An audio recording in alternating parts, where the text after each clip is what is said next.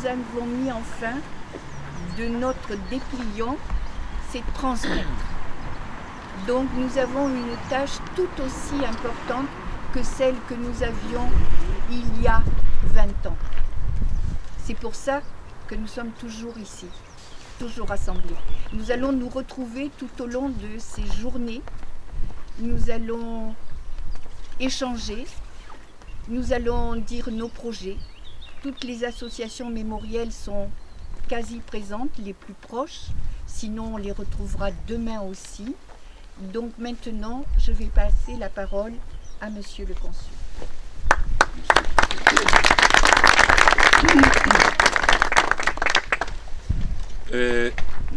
Je parlerai très brièvement. Tout d'abord, je veux remercier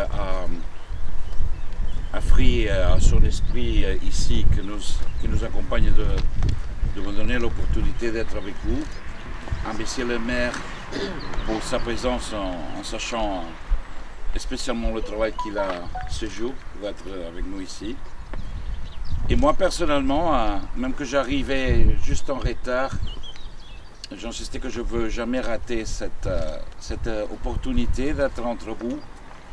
Parce que du moment que je suis arrivé et du moment que je approfondis dans l'histoire dans laquelle on récupère chaque année la rémembrance de notre passé, j'insiste toujours, quelqu'un m'a dit de nouveau tous ensemble ici, exactement, ça c'est le plus important, c'est le fait de faire ressentir et se faire participer de ce sentiment de témoigne de la mémoire de ceux qui sont partis, mais qui sont toujours entre nous. Je vous insiste toujours que la défaite, on l'a supérée parce que le fait de se rappeler, de maintenir la mémoire de ceux qui sont partis, ça c'est à la fin la victoire. Gagner la victoire, c'est gagner l'histoire. L'histoire, c'est même... peut-être on a perdu une guerre ou une bataille, mais pas la victoire, pas la paix. C'est ça qu'on a gagné. Et maintenant, avant de donner la parole à Monsieur le maire, je voulais simplement vous signaler qu'il y aura un concert le 7 mars à l'église de la Réal à Perpignan. Et le titre de ce concert de musique classique, qui viendra à l'Orchestre de Camera Catalana, ça sera un répertoire d'auteurs, de compositeurs catalans, français, espagnols, tous ensemble pour faire avec cet esprit de commémoration un peu de musique et avec une spéciale commémoration et disons que il y aura une petite cérémonie de reconnaissance pour tout l'esprit républicain. C'est une petite surprise. Vous êtes tous bienvenus et j'ai un prix de signaler ces personnes qui veulent venir à ces concerts, de le signaler à l'organisation et ça sera pour moi un plaisir vous attendre à 5h le 7 mars pour cette cérémonie que c'est remembrance et c'est culture et musique en même temps. Merci beaucoup.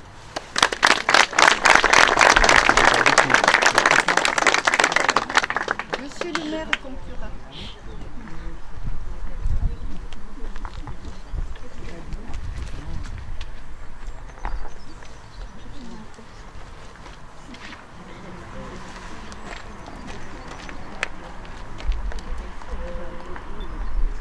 Monsieur le maire, monsieur le consul général, madame la présidente, mesdames, messieurs. Mon nom est Francine Goldberg. Je suis l'arrière-petite-fille de David Goldberg, interné au camp d'Argelès en mai 1940 à l'âge de 66 ans. Je suis la petite-fille de Joseph Goldberg, interné au camp d'Argelès et décédé au camp d'Argelès le 1er juillet 1940 à l'âge de 46 ans. Je suis la fille de Walter Goldberg, interné au camp d'Argelès au mois de mai 1940 à l'âge de 14 ans. Il y a de cela 80 ans. Je suis venue ici sur ce lieu avec une profonde émotion, mais aussi avec le sentiment difficile d'avoir beaucoup de questions à poser qui, je le crains, resteront sans réponse. Après un périple douloureux pour fuir l'invasion allemande en Belgique, en mai 1940, toute ma famille s'est retrouvée prisonnière dans les camps français. Gurs, Saint-Cyprien, Argelès, où mon grand-père a trouvé la mort. C'était la seule chose qu'enfant, on m'avait communiquée. C'était une histoire dont mon père ne parlait pas. Et j'avais compris que je ne devais pas poser de questions. Mais la chose, le non-dit, a toujours été là au sein de ma famille. Le mot « camp » était un mot indicible et réservé à l'histoire des camps d'extermination allemands. Mon père disait parfois « le camp de prisonniers espagnols ». Après, j'ai compris qu'en France, on les nommait des camps d'hébergement, puis des camps d'internement et finalement des camps de concentration. Notez le glissement sémantique qui est intéressant en la matière. Mon père est décédé inopinément en octobre 2015. Il venait d'édicter ses mémoires et c'est de là que me restent les seuls témoignages des faits. Il avait 14 ans quand ils ont été internés. Un âge difficile, car plus vraiment un enfant et pas encore un adulte. Néanmoins, il a su décrire ce qu'il a vécu de manière détaillée.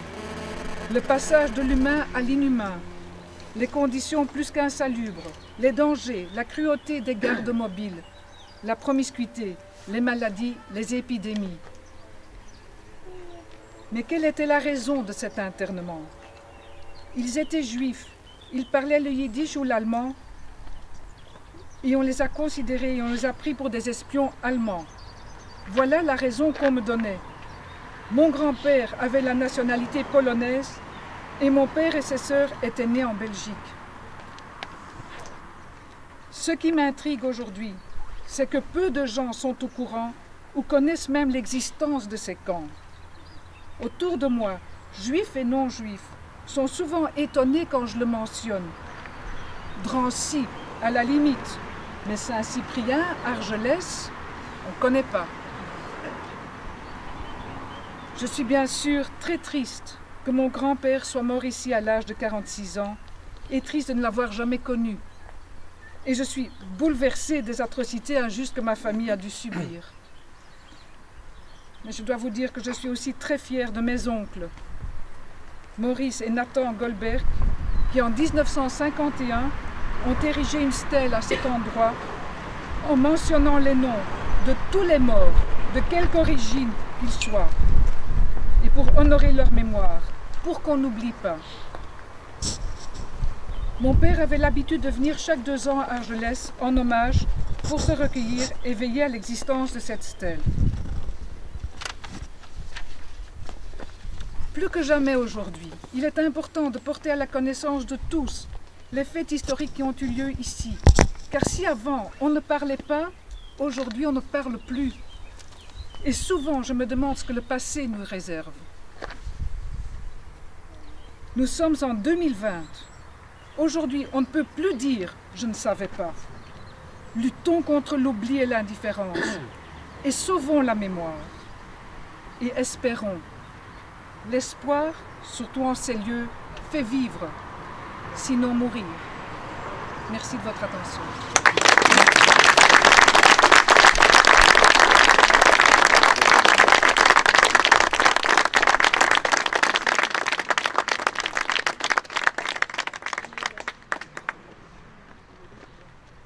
Désolée, je n'ai pas préparé de discours.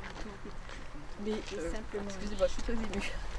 Je viens de découvrir sur une plaque, sur la nouvelle stèle qui a été apposée, le nom de mes 2 frères, de nos 2 frères, parce que mon frère est là. On n'entend pas. Ben, je suis désolée, oui. Bon, je recommence. Je voulais d'abord remercier l'association Free qui a permis, si vous voulez, le fait de noter les noms de nos 2 frères qui sont morts le même jour pratiquement, je pense. On ne sait pas tout en fait, puisque comme disait madame, nos parents ne parlaient pas du tout de ça, probablement pour ne pas nous faire de peine, je pense, enfin comme beaucoup je crois de toute façon de cette génération-là. Et donc du coup, Elios et Germinal, donc, qui sont inscrits sur cette stèle, ça nous va droit au cœur bien entendu, et c'est difficile à vivre, mais enfin en même temps c'est comme un renouveau pour eux, quoi, et pour nous aussi, qui nous permettra probablement de mieux vivre notre dernière partie de vie, on va dire ça comme ça. Mais du coup, je suis très émue, nous sommes très émus, et Je voulais donc remercier tout le monde et tous ceux qui régulièrement, parce que nous venons de, plus pardon, j'ai pas dit, nous venons du Puy-de-Dôme, donc nous avons fait 550 km, mais c'est pas grave, hein, c'est pas ça qui compte, c'est le fait qu'on va pas pouvoir revenir très souvent, mais en même temps, nous avons chaud au cœur. Voilà, merci beaucoup.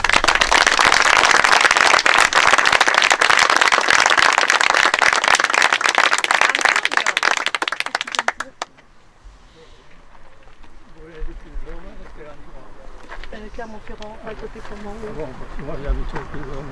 On a été chercher le cadre de bourg, à Comblonde. Donc nous allons avoir un poème, je passerai la parole à monsieur le maire. On parlera après à la dame.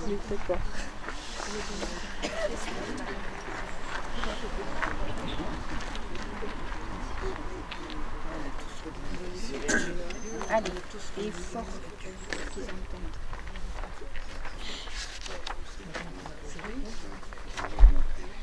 Allez.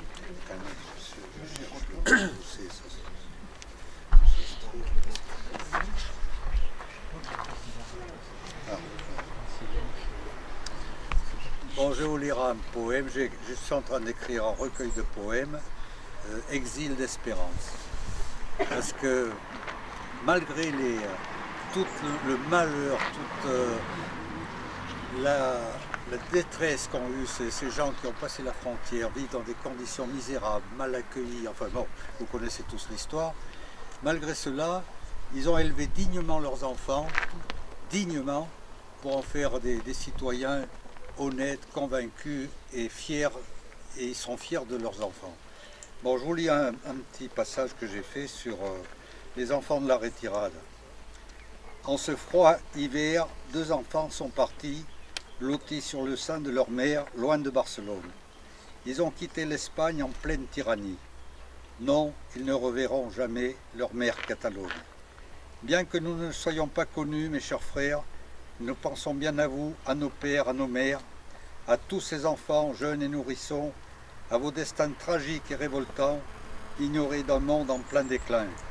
Oui, Germinal, oui, Hélios, oui, vous tous qui avez péri, votre mémoire dont les petites flammes sont toujours vivaces, resteront à jamais dans nos cœurs chéris, malgré les vicissitudes de la vie et du temps qui passe. Oui, vous nous donnez la force chaque jour de continuer à nous battre et à nous dépasser pour prolonger toutes nos actions d'amour, de liberté, d'humanisme et de sincérité amassées. Vous serez toujours près de nous, comme au temps mauvais, pour exprimer notre sens de la vie que vous nous avez enseigné, pour ne pas vous oublier dans nos cœurs saignés par des souvenirs indéfectibles à jamais gravés.